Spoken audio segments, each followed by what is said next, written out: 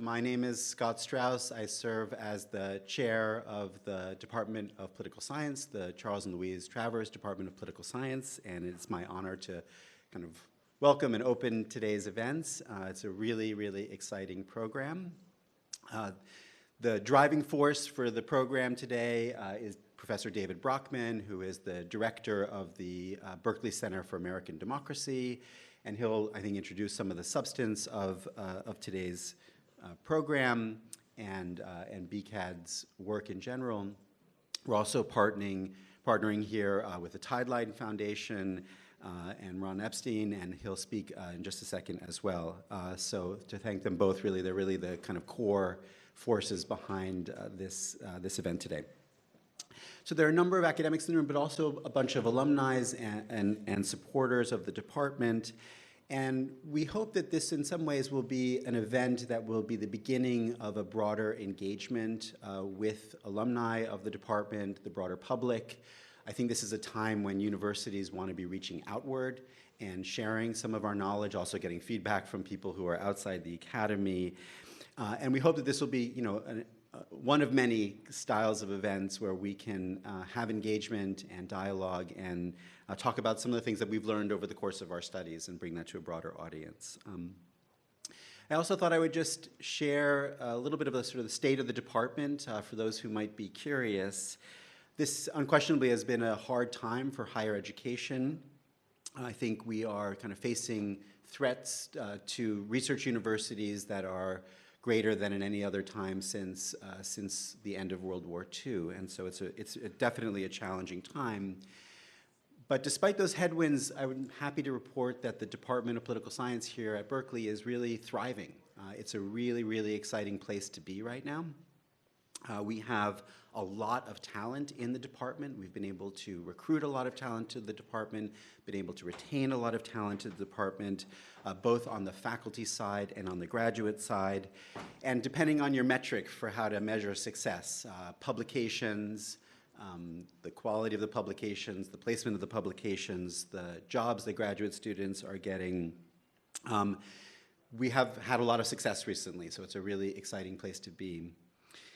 On the undergraduate side, and one of the joys of being at Berkeley is teaching the incredible undergraduates that are here, and we serve on a scale that is really, really amazing. We have about 1,000 undergraduate majors, and our demand for our courses is much greater than our supply, meaning all of our courses are filling up, essentially. And I think the demand for interest in politics is high, and the quality of what we're delivering is also really high. And so it's really an exciting place to be for us. So I'm also pleased to say, in terms of a metric, that we've improved to the second best Department of Political Science in the country, alongside Harvard and Princeton. And we're the top department at any public university in the country. So those are, I think, these are often complicated metrics. Rankings are flawed instruments, but nonetheless, I think that reflects some of the dynamism and some of the excellence that you see in the department. And so with that, I'm going to turn things over to David, but I think you'll see some of that today. I think you'll see some of, we have a combination of folks who have come from the outside to speak, and some internal Berkeley people who'll be speaking today. And I think you'll see it's a really exciting intellectual environment. So thank you all for being here. Really hope it's a great day, and please welcome David Brockman.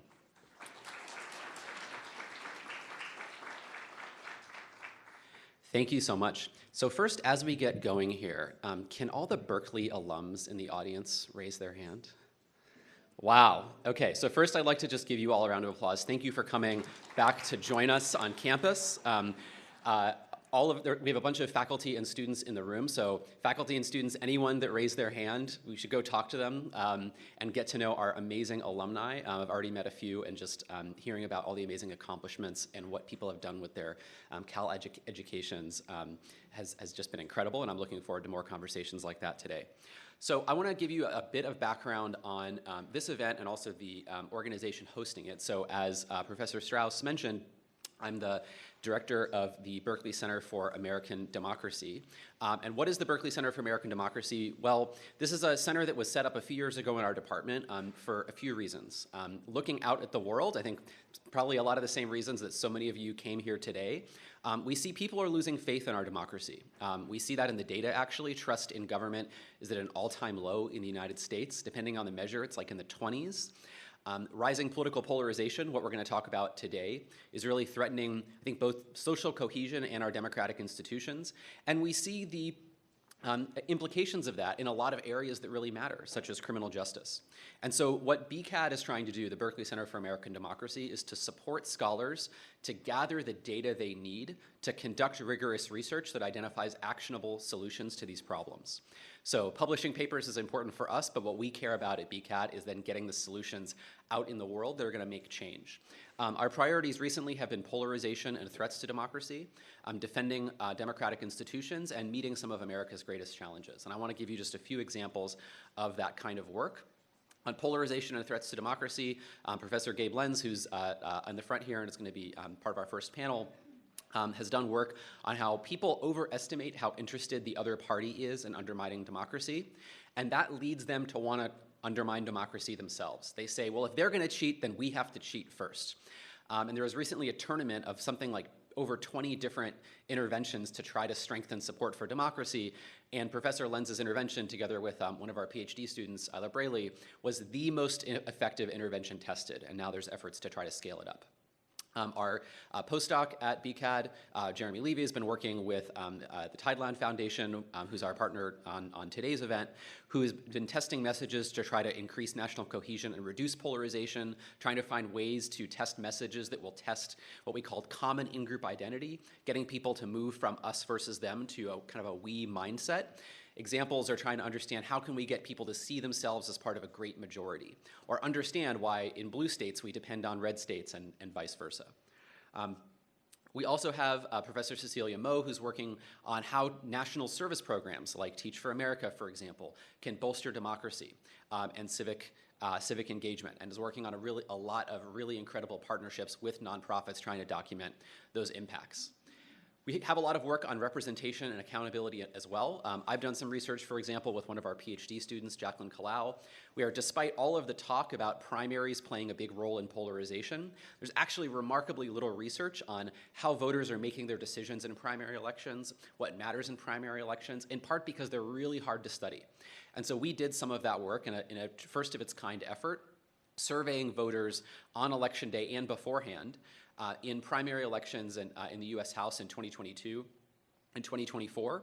And we found some actually really surprising findings, that a lot of those primary voters who are thought of as really extreme and engaged actually don't know a lot about what the candidates stand for, but seem to be following kind of cues from groups. And that suggests some very different interventions that we might want to use to try to address polarization. Professor Stephanie Zonstein, who's I think in the audience, is doing great work on increasing Latino political participation. As we know, Latino political engagement lags in many areas, particularly in areas with limited news access. And so she's worked on this really incredible study with community-based organizations, a randomized controlled trial showing that helping people access local ethnic news organizations can increase political knowledge and political engagement. We also have Professor Omar Wasow, who's here today, who does work on how protest movements affect policy. As the Black Lives Matter and other protest movements have been an increasing force in American life, Professor Wasow's research has really been a touchstone for movements trying to understand how can we strategically engage in a way that's going to lead to change. And he has some incredible evidence from the 1960s using some really breakthrough methods to show cause and effect between protest strategies, media, and election outcomes. We also have work on topics like criminal justice and policing. So again, Professor Gabriel Lenz is working on a book tracing the roots of today's criminal justice issues back to Jim Crow, looking at how Black communities that were deprived of access to public safety, that created this legacy of mistrust that persisted to this day. this is, I think, a great example of what we do here at BCAD. In order to understand the roots of today's criminal justice crisis, Professor Lenz digitized, I think, hundreds of thousands, millions of historical death certificates, police reports, newsletter archives to try to understand this deep and rich history in a way that can offer novel solutions. So that's what we're about here, is gathering the data we need to identify the actionable solutions. So that's what BCAD's all about, and that brings us to today. Obviously, one of the biggest challenges we face in our contemporary democracy is this question of political polarization. Over the last few years, we've been thrilled to have the partnership of Tideline, and in particular Ron Epstein at the Tideline Foundation, that's really helped supercharge our work in this area. I also want to acknowledge briefly, I believe she's here, Mindy Frankel, one of our alumni, who has really been a steadfast supporter for BCAD as well. And so with the support of our amazing alumni, our department, and folks like the Tideline Foundation, we've been able to do a lot more work in this area that we're excited to share with you today, and also to host conversations like this. So with that, I'd like to turn things over to Ron Epstein at the Tideline Foundation. Thank you, Ron, for sponsoring and partnering with us on today's event. Thanks, David. Wow, this keeps flickering. The screen right in front of us keeps flickering, and if I end up in an epileptic fit in the middle of this conversation, you'll know why. So I want to thank Berkeley Travers Department of Political Science and the Berkeley Center on American Democracy in working with us to focus on this very important question, not of political polarization per se, but of toxic political polarization, or for those of us with, a bigger vocabulary, affective polarization. I had to translate that to toxic because I think most people don't know what affective polarization is. So my excuses on that as I use these words. When we decided what to focus on in our philanthropy, what realization came as pretty stark is that the problems America is facing today are no less solvable than the problems America faced in the 40s, 50s, 60s, 70s, and 80s, and 90s. So they're no less solvable. And America is no less rich in terms of creative people, hard workers, bright people, capital, all the things you need to solve problems. So if we have all the pieces we need to solve problems and the problems are no harder, why are we running into a problem of solving them? And the answer seemed to be, and I think many of you might agree to this, which is why we're all here, is that polarization, in particular toxic polarization, is what's gotten in our way. And polarization in and of itself, the strong disagreement on which direction the right solution might be, that's not a bad thing, right? The laws of entropy say don't move too quickly, debate it pretty hard, and the right solution will come out from it. Toxic polarization, however, is different. In toxic polarization, the people on the other side go from being misinformed or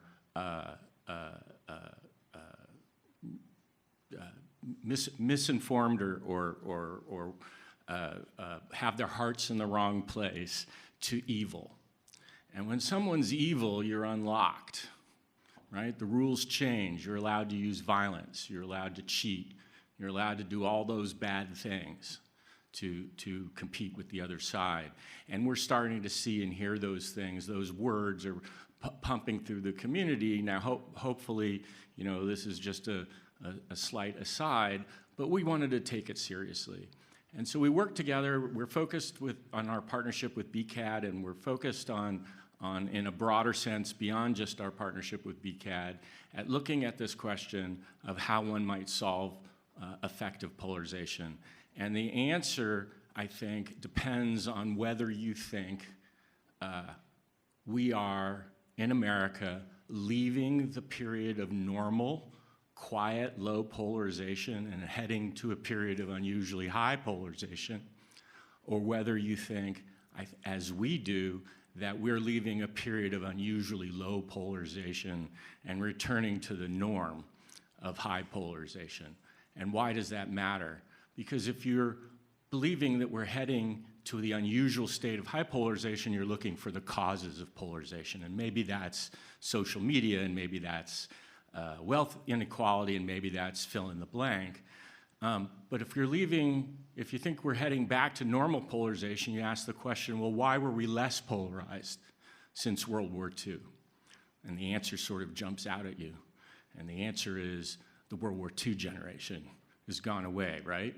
They had lived through an experience together. For those of us with sociology and anthropology backgrounds, they had lived together, they had actually seen evil, they had normed amongst themselves, and so when someone said those fill in the blanks from New York, they're all trying to kill us, they go, wait a second, there was a guy from my unit, right? Now, I'm obviously overplaying that, but like I said, you think McCarthyism was a bigger problem to solve, or civil rights, or Vietnam, and yet we didn't get toxic polarization back then.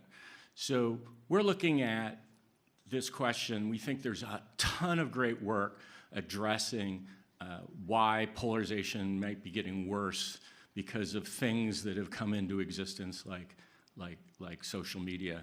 And what we're trying to do at Tideline is to work with folks like BCAD and groups like this to envision what we might need to add to the system as opposed to take away from the system to make us more solid, which gets us to our goal of strengthening the ties that bind so that we can get past the disagreements between us.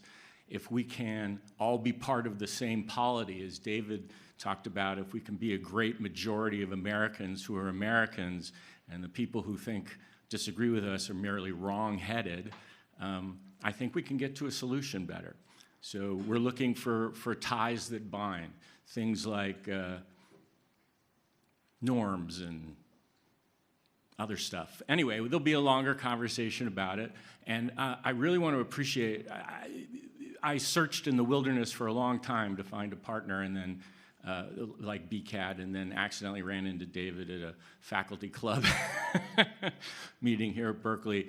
But we are, as I said, very open to trying to get the debate about what we could do to be a closer society that can survive disagreement as opposed to ending disagreement, which we think is impossible. Anyway, thank you again to Berkeley's Center on American Democracy and the Political Science Department to partnering with us on getting this very important discussion on toxic polarization, what we might do about it in the United States going. And thank you all for coming today. And as the day goes on, if you have insights or thoughts, share with me, Petra, Cindy, or Jun, who are all here from Tideline Foundation, and we'd be happy to hear and get updates on your thoughts. Thanks.